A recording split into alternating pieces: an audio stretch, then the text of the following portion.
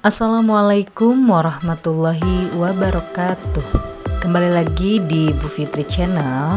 Kita akan membahas tentang kisi-kisi penilaian akhir tahun kelas 10 matematika. Kita langsung saja. Ini soalnya pemisalan ya. Mungkin ada yang berbeda jauh, ada yang mirip-mirip gitu ya. Oke, yang pertama itu tentang merubah derajat ke bentuk radian. Ya, coba nih latihan soal.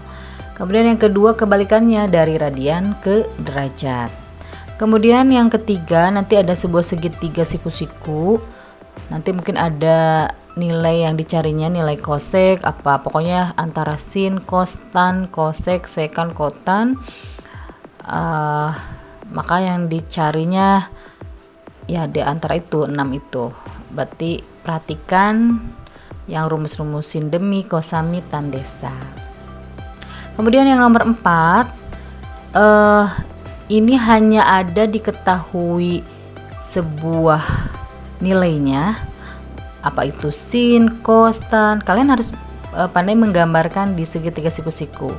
Misalkan kalau tan itu tandesa, depan samping, maka depannya itu yang 2, sampingnya yang 6. Nah, maka yang ditanyakannya sin, misalkan sin demi, depan miring. Nah, apakah miringnya sudah diketahui? Nah, jadi ini nanti kalian harus menggambarkan dulu di segitiga siku-siku, dan nilai ini kalian simpan di panjang apa yang diketahuinya. Apakah tan, misalkan tan desa, depan samping, maka depannya itu nilainya 2, sampingnya 6. Oke, selanjutnya yang kelima. Nah, ini yang berhubungan dengan kemarin kalian menghafal kuadran 1 ya. Ini bisa kondisional ya, apakah ya misalkan sin 60 berapa, cos 0 berapa, kotan 60 berapa.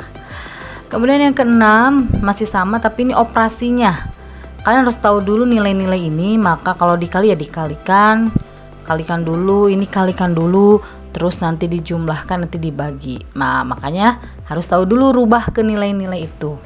Kemudian yang ketujuh, ini juga tentang segitiga siku-siku, tapi mencari salah satu panjangnya. Ya, dicoba. Oke, yang kedelapan sama, tapi di sini ada sudut depresi ya. Ini tetap ini aplikasi dari perbandingan trigonometri pada segitiga siku-siku. Oke. Kemudian yang kesembilan itu komplement. Berarti komplement itu yang nilainya sama, cari. Kalau sin 18, berarti 18 kan ada di kuadran 1 ya. Pakai rumus yang waktu itu pernah Ibu berikan. Kemudian yang ke-10 perbandingan trigonometri. Nah, kalau tan 270 plus alfa itu rumusnya jadi apa? Apakah jadi sin, apakah jadi min tan, ataukah jadi kos atau kosek? Yang ini nih ya. Terus tahu dulu ini 270 plus itu di kuadran berapa?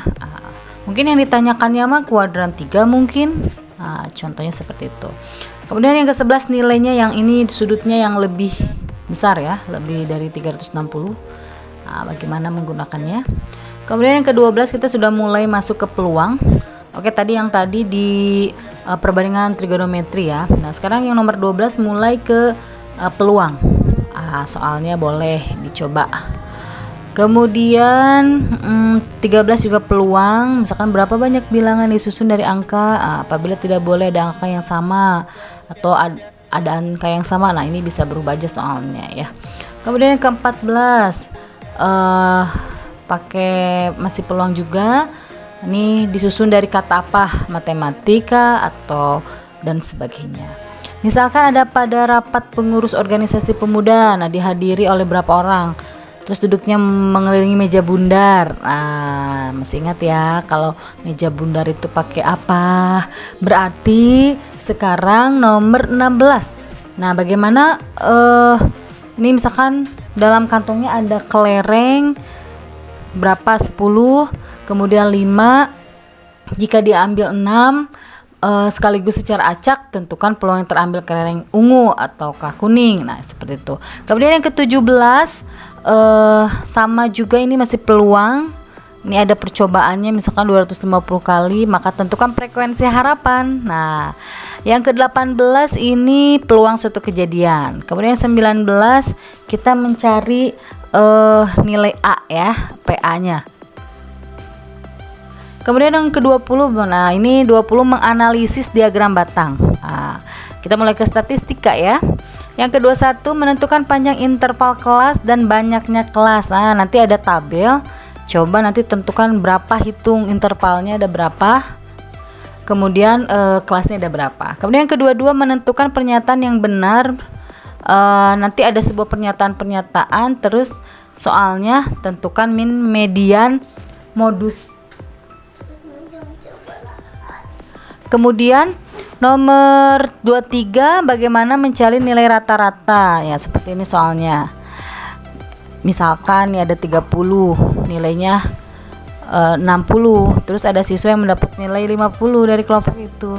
Jika dimasukkan dalam perhitungan rata-rata, nah maka jadi berapa nilai rata-ratanya. Kemudian yang 24 mencari modus data kelompok. Yang 25 menentukan salah satu nilai jika rata-ratanya diketahui. Nah ini kebalikannya, rata-ratanya ada, cari satu nilainya.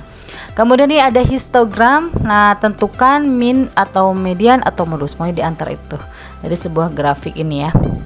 Yang ke-27 soal cerita mencari kuartil ketiga. Kuartil itu rumusnya ya mirip-mirip ke median ya. Oke, apakah data tunggal atau kelompok ya.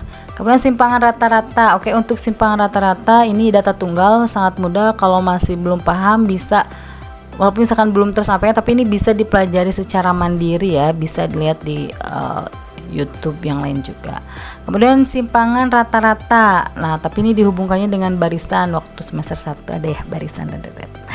Kemudian yang ke-30-nya mencari standar deviasi. Itu saja ya informasi gambaran soal kisi-kisi penilaian akhir tahun ini.